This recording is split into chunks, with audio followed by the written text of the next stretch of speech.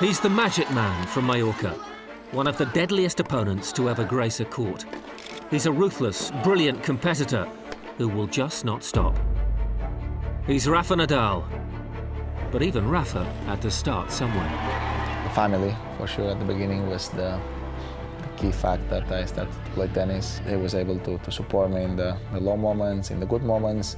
When I was a kid, driving me during the weekends to every tournament. My uncle in particular, that was a coach of the village, the club on my village, in Manacor.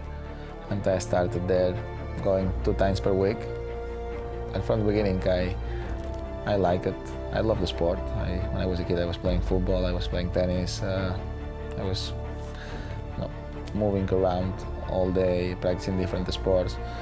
From the beginning, the tennis was something special for me. The Nadal sporting family stoked the fire and that unbreakable desire for victory. No wonder his first Emirates ATP ranking points meant so much. I remember playing for the first point.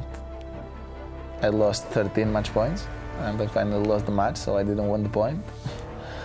But the next week I received a wild card to play a challenger in Sevilla, and I won a match. So I started there in the ATP, winning 5 points. So that was the first time that I was inside the rankings. No one would have foreseen the record-breaking that would follow in a career that's taken Nadal to the very pinnacle as Emirates ATP World Tour #1. The first time was really special because I was there in the #2 for a long time. Having always Roger in front, that he was playing amazing during all this period of time, and even if I had great seasons, I didn't have the chance to improve his ones. Then was in 2008 when I had that chance to be the #1 for the first time. And that year, Djokovic was playing great too, so Djokovic just starts to play amazing.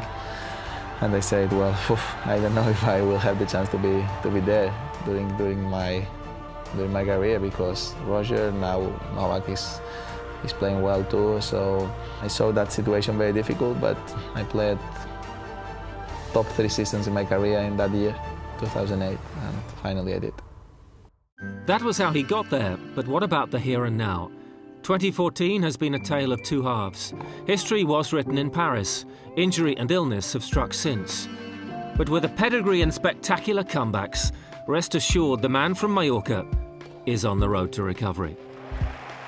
Positive thing that I am improving a little bit every day, and here I am. I practice just for 45 minutes today.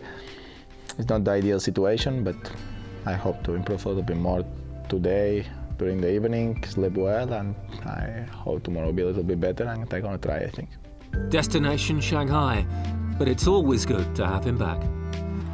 Rafa is immense. Rafa is a sporting icon, the like of which we will never see again, I don't think. The one thing that Rafa brings above all is a real excitement. Whenever he goes out on the court, so the fans go wild. He's a player everyone wants to see play, and I think the tour's missed him. I think any tournament anywhere would miss him, and having him back was fantastic. His popularity is worldwide, and the game wants him playing for as long as possible. His place at the Barclays ATP World Tour Finals is assured, so Rafa is now an enthralled bystander in the race to London. A lot of players are all fighting to be there. It's great to see that emotional battles at the end of the season in the last couple of tournaments, and it's very interesting, and I wish all the best for all the players to be there.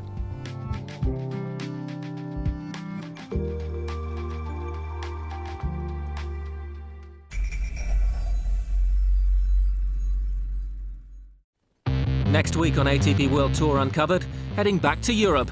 We're in Moscow, Stockholm and Vienna. And we find out who's in the running for the 2014 ATP World Tour Awards, presented by Moet and Chandon. Don't forget to log on to atpworldtour.com for your 24/7 breaking news and chat with us on Facebook and Twitter in English and Spanish. See See you next week.